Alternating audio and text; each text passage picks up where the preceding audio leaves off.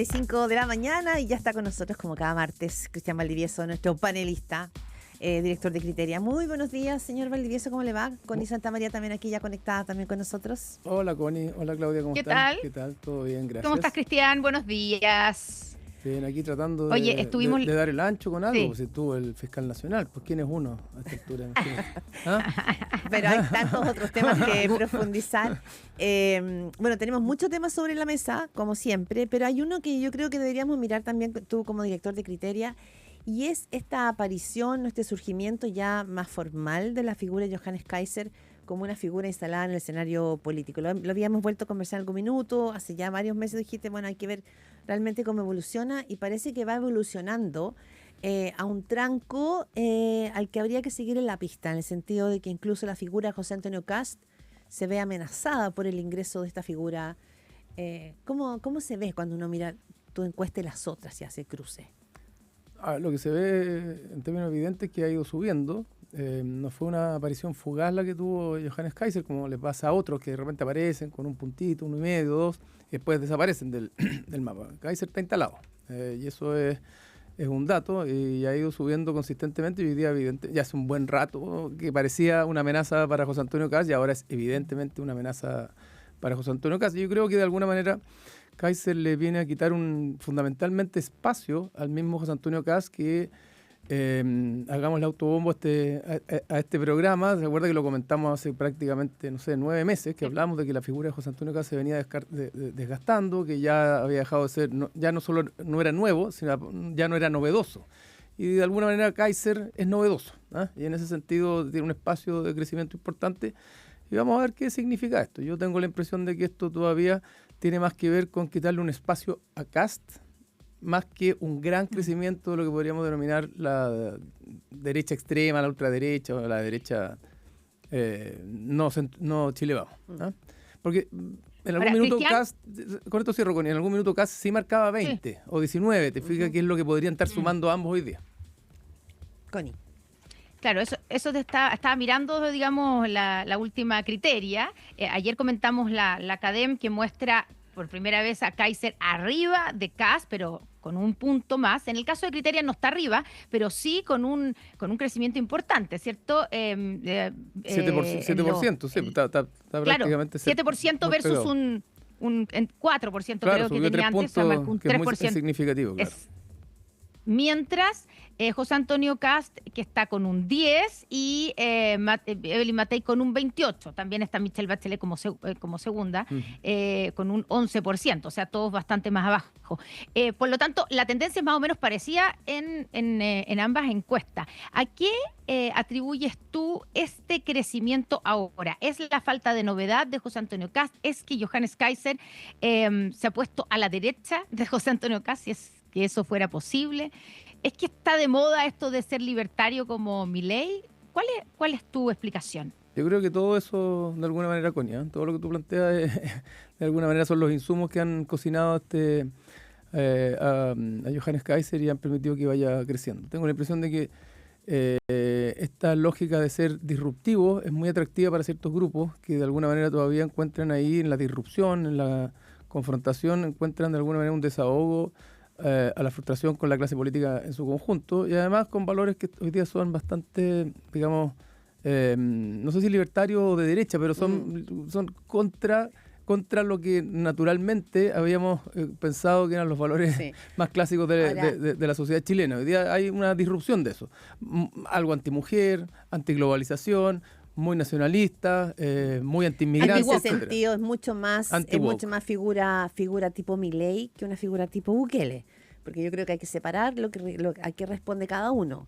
Y por otra parte, Johannes Kaiser es de alguna manera anticasta, en el sentido de que él podría con todo derecho decir yo no soy parte de la casta. Hoy día José Antonio Kast o el Partido Republicano son parte del sistema, están en el sistema, tienen presencia. ¿Eso probablemente podría abarcar podría ese ser su discurso anticasta?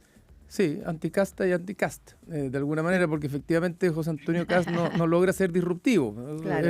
Y Kaiser tiene más estos condimentos más mileístas de ser alguien del lenguado, muy crítico con todo, que no le teme a ser políticamente incorrecto. Y eso creo que hoy día está sumando en ciertos grupos, y particularmente en ciertos grupos que son más despolitizados. Y eso puede ser atractivo porque son grupos que no tienen una matriz, digamos, ideológica clásica, sino que son gente que va votando de alguna manera también en contra del statu quo, va votando en contra de la clase política y va votando en contra de lo que es políticamente correcto de alguna manera. La pregunta es, ¿hasta dónde puede crecer esto y hasta dónde puede esto empezar a opacar el espacio, el posicionamiento de Evelyn Matei? Yo creo que lo de José Antonio Kast es bien evidente, ¿te fijas? Claro. Yo creo que eso es lo que hay que estar evaluando o monitoreando. Ahora, dicho eso, la derecha tiene un problema por abundancia, porque si van 5 o 4 o 5 a la primera vuelta, de verdad la fragmentación los puede joder. Pero el oficialismo tiene un problema por... Porque no tiene nada. Claro, por desolación, por decirlo de alguna manera. Entonces, son dos mundos que están complicados por distintas cosas. Connie. Y ahí yo quería citar tu columna, ¿cierto? Fue del viernes, parece, ¿no? En la tercera, el sábado, donde pusiste el sábado. Carolina Toá, no hay más para el socialismo democrático. Es lo que es, no es un título muy alentador, no es que, oye, tenemos una gran alternativa en la centroizquierda, sino que es como, no queda otra que Carolina Toá. ¿Por qué? No, a ver, lo que uno ve o lo que uno hipotetiza es que acá dentro del mundo del socialismo democrático, y puedo extenderlo al mundo a prueba de dignidad, no va a surgir por defecto una figura que germine de la nada, así porque la gente empieza como le pasó a Kast, o a Kaiser, perdón, que empiece a mencionarlo espontáneamente porque aparece o emerge como una figura muy atractiva que representa valores en boga y que además parece ser verosímilmente alguien capaz de dar vuelta al tablero y cambiar el orden de las cosas en el país y hacerse cargo de las frustraciones. Yo creo que eso no va a aparecer, porque el oficialismo está gobernando, el gobierno, digamos, se complace o se solaza en un 30%, pero eso tiene la paradoja que no te permite cruzar la frontera y ni te permite tener una buena evaluación global. Por lo tanto, la gente dice, bueno, ¿por qué se va a repetir eso? Entonces, en ese análisis, uno tiene que preguntarse cuáles son figuras que desde fuera del gobierno hoy día, o teniendo una cierta equidistancia razonable, pueden ser capaces de construir un proyecto político progresista con un horizonte de mediano y largo plazo. Y yo creo que Carolina Toá es una de las pocas que podría, porque primero tiene algún grado de contraste con el resto del oficialismo porque ha plantado cara, porque ha hecho la pega, porque al final del día tiene capacidad negociadora, tiene talante político, logró sacar un ministerio de seguridad. O sea, tiene algunos elementos como para decir, mira, hay acá algo que construir y además una figura políticamente transversal. Pero eso hay que construirlo. Y para eso, desde mi punto de vista, el oficialismo y particularmente Carolina Toá tiene que salir del gobierno y salir pronto. Porque adentro se está quemando y se sigue quemando. O sea, lo que pudo capitalizar ya lo capitalizó, pero hoy día se está quemando porque un gobierno, bueno, la semana pasada hablamos del caso de las casas museo y eso, pero un gobierno que está en la fase final de su periodo, de un periodo que ha sido bien frustrante al gobierno, y por lo tanto no está en una lógica expansiva de generar cosas. Sí, pero perdona, Cristian Valdivieso, pero para que Carolina Toá pudiera salir del gobierno, hacer una plataforma, provocar una energía a su favor que no la está teniendo según las encuestas muestran, va a tener que diferenciarse del gobierno del que ya ha sido parte y ha sido piedra angular en la conversación primero del tema número 1 de la agenda y segundo de cómo llevar el ministerio más político de la moneda, porque ella no sé si desde el legado que hizo como ministra de Interior va a poder levantar una candidatura, más bien va a tener que ser crítica, ¿o no? Sin duda, nadie dice que es fácil. Lo que uno se pregunta cuando la presidenta Bachelet no está disponible, y es la posiblemente mejor carta, no necesariamente para triunfar, pero para que le vaya razonablemente bien, lo que uno se pregunta es ¿quién podría hacer esta pega y capturar en el mediano plazo, no sé, de aquí a julio, empezar a crecer en las encuestas porque se posiciona como alguien que tiene un proyecto para el país que puede ser atractivo? Desde el socialismo democrático ahora, desde el Frente Amplio, da la impresión de que no hay nadie. Pues por eso, en función de lo que tú dices, Claudia, efectivamente, si Carolina Toá no logra tomar distancia para poder construir o proponerle algo al país que se diferencie de la gestión promedio de este gobierno y haga foco en la buena gestión que ella ha podido hacer y en cómo ella se proyecta esto en adelante, creo que va a ser muy difícil que lo logre porque finalmente va a terminar quemada por el mismo grupo en el que está hoy día o por el gobierno. Sí, tiene que tomar distancia y tiene que ser capaz de incluso criticar una forma de trabajar que tiene este gobierno y de gestionar. Y criticar, perdona, Connie, breve, criticar al Frente Amplio. Y el tema, si ella quiere mostrar experiencia, va a tener que mostrar la inexperiencia al frente, y eso implica una encrucijada mayor, porque si ella quiere generar apoyos políticos, va a necesitar al Frente Amplio y al Partido Comunista. Bueno, sí, esa es la dificultad, pero es una paradoja. El punto es cómo se resuelve la paradoja. Sí, Connie Santa María. Ya, y ahí pienso, se ve difícil lo que describe la Claudia. Esa encrucijada. Claro, no le va a quedar otra, ¿cierto? Una encrucijada, porque de alguna manera Carolina Toá ha sido como el baluarte de este gobierno. O sea, entonces no ha sido cualquier ministra. No, pero si tú preguntas, si tú preguntas a la gente que tiene alguna noción política, que tiene cierto interés en la política, quién ha salvado los modelos de este gobierno, quién da la cara en el gobierno, quién es la adulta a cargo de este gobierno, te van a decir Carolina Toá, sin duda. Por lo tanto, en términos políticos es una figura que destaca. Ahora, en términos electorales, lo que digo yo, eso tiene que ella construirlo, y para eso necesita distancia del gobierno. Ahora, ¿está descartado completamente a tu juicio que aparezca nuevamente Michelle Bachelet, que le vayan a rogar? ¿Por qué te lo pregunto? Porque en la misma encuesta Criteria, la única que aparece dentro de estos 3 personajes de derecha es Michelle Bachelet. O sea, y también en la academia, Carolina Toá está, no sé en qué porcentaje, pero 2 o 1%, ¿no? Y Michelle Bachelet aparece con el 11%. Entonces, ¿tú crees que no va a haber la tentación de volver a rogarle a Michelle Bachelet, o tú crees que esto ya está descartado? No, sin duda que la tentación de ir a rogarle, yo creo que el hecho mismo de ir a rogarle va a existir. Si yo fuera un parlamentario que está entre el socialismo democrático, el Frente Amplio, incluso el Partido Comunista, y mi desesperación fuera por salir reelegido o por ser elegido, me gustaría esconderme o cuidarme en las enaguas de la presidenta Bachelet, porque es el mejor lugar, ¿te fijas? El punto es si la presidenta va a querer. Ahora, de nuevo, si esto es inviable, si esto es imposible, si esto no tiene ningún camino, el socialismo democrático tiene que atinar luego, porque si no esto se va a terminar de desmadrar. Ahora va a empezar a surgir grupos que quieren levantar al presidente Frey. El presidente Frey capaz que se entusiasme, todavía no aparece espontáneamente en las encuestas. Que ya no. Que pero ya que aquí los políticos cuando han sido presidentes y además candidatos a reconcursar como el presidente Frey siempre tienen el bichito, y además este es su momento, porque es el momento donde el presidente Elwin murió, donde el presidente Lagos ya no está en la esfera pública, por lo tanto es su momento. Entonces, claro, si no hay ninguna figura que aparezca, bueno, lo van a empezar a entusiasmar, no necesariamente desde el mundo del socialismo democrático, pero sí le va a quitar votos tanto a la derecha como a la izquierda, y eso se va de alguna manera a seguir fragmentando, y eso es un problema para el socialismo democrático. Entonces, ojo ahí. Claro, y tú siempre... Oye, una cosa... Dale, Connie. Sí, solo que me surge ahí, que digo, ¿y dónde queda a Prodignidad? Que ya no se habla de Prodignidad, pero estoy pensando en el Frente Amplio y en el Partido Comunista. ¿Tú los ves siguiendo una eventual candidatura de Carolina Toá? ¿O porque ahí sí que tampoco se ven ningún candidato? Sin duda para ellos, sin duda para el Frente Amplio y para el Partido Comunista, yo creo que para el presidente Boric también, la mejor candidata es Michelle Bachelet. Porque bajo los brazos de Michelle Bachelet caben todo, desde el socialismo democrático hasta el Partido Comunista, y ella es la que mejor los podría conducir a una elección parlamentaria.